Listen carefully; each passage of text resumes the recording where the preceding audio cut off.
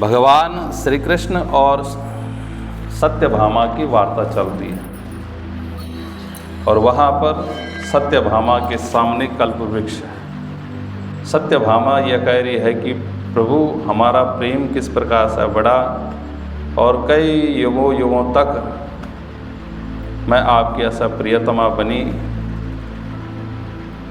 आपसे ऐसे कभी ऐसे अलग ना हूँ, ऐसा ऐसा जो है कैसे हमारा मिलन हुआ और ऐसा कौन सा पुण्य किया था मैंने जिससे मैं तुम्हारी ऐसे प्रियतमा बनी और कई युगों तक मैं आपके आह्लादनी शक्ति बनकर आपके साथ रमण करती हूँ। तो भगवान श्री कृष्ण कह रहे हैं सत्यभामा से कि हे प्रिय,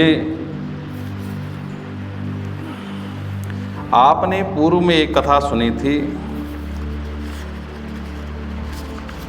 भगवान श्री कृष्ण सत्यभामा को सुना रहे हैं कि त्रेता युग में जो है देव शर्मा नाम का ब्राह्मण था और उसकी एक कन्या थी गुणवती। उसने अपने शिष्य चंद्र नामक ऐसे शिष्य के साथ विवाह किया और वही ब्राह्मण जो है अपने शिष्य के साथ वन में गया था। कौन? त्रेता युग में जो देव शर्मा नामक ब्राह्मण अपने दामाद के साथ लकड़ियाँ और ईंधन लकड़ियाँ बीनने के लिए वन में गया और वहाँ पर राक्षस ने वह दामाद को और ब्राह्मण को खा लिया। तो जब गुणवती जो थी,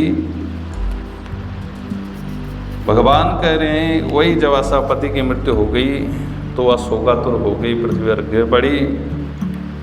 एवं बहुविलाप्याथ पुरूरीवः वृषातुरः हता भाग्य हता सुखा हताशा हत जीविता।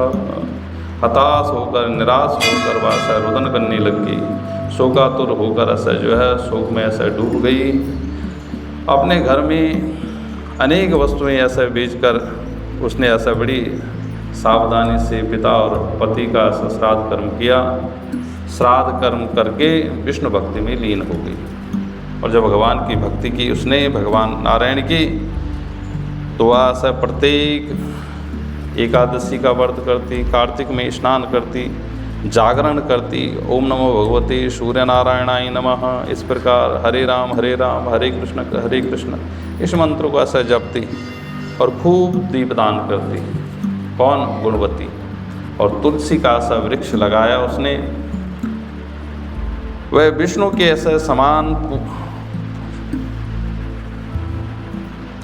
और विष्णु की ऐसा खूब पूजा करने लग गई।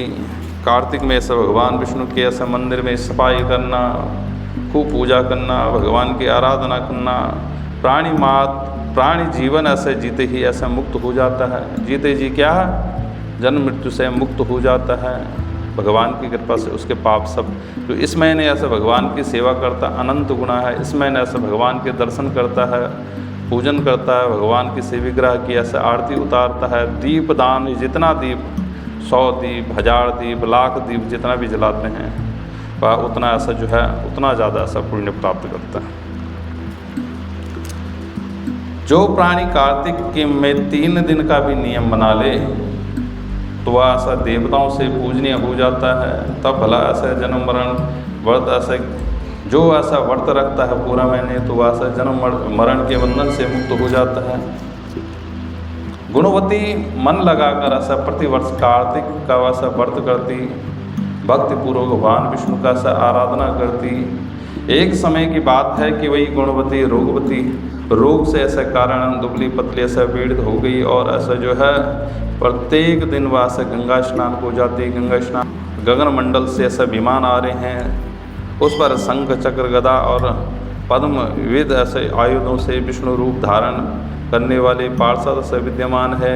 गरुड़ की ऐसा ध्वजा से युक्त अप्सराएं ऐसे शोभित हैं और उस गुणवती को जो है वैकुंठ से आए हुए ऐसे भगवान के गण उस विमान में ऐसे बैठा लेते हैं। इस प्रकार कार्तिक व्रत के प्रभाव से मेरे से निकट आ गई, भगवान कह रहे हैं वो मेरे निकट आ गई। बहुत समय बाद ऐसे ब्रह्मादि देवता की ऐसा प्रार्थना से इस लोक में मैं आया और तब मेरे साथ मेरे ऐसे गण भी आए और हे भागनी ये सभी ऐसे यादव मेरे ऐसे वह गण हैं।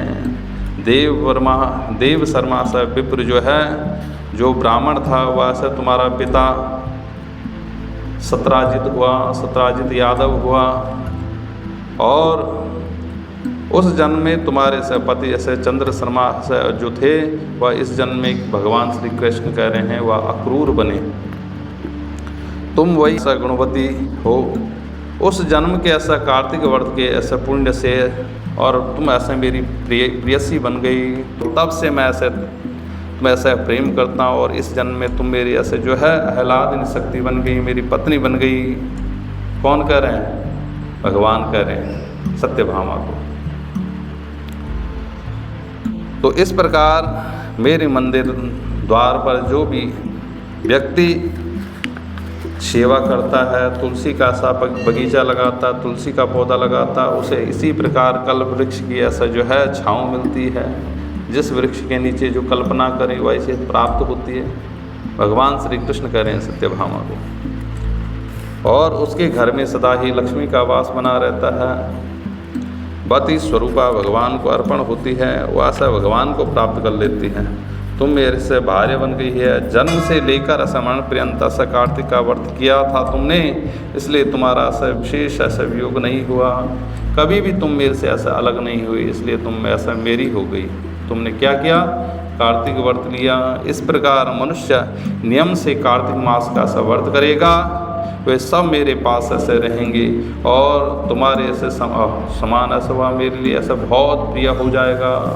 नाना प्रकार के यज्ञ का, माताएं दान का, व्रत का, जप का, तप का जो फल है वही कार्तिक माह में प्रातः स्नान और दीपदान पुण्य करने का है, पुण्य कर्म करने का है। इसलिए कार्तिक व्रत का ऐसा षोडशांश भी ऐसा उसे ऐसा जो है अपने पूर्व जन्म के ऐसा पुण्य के प्रभाव से का ऐसा वृत्तांत सुनाकर सत्यभामा बहुत प्रसन्न हो गई, और संसार के आदि कारण स्वरूप भगवान श्री कृष्ण को प्रणाम करने लगी। बोले श्री कृष्ण चंद्र भगवान की। श्री पद्म पुराणी कार्तिक माह में श्री कृष्ण सत्य संवादे द्वितीय प्राण तस्य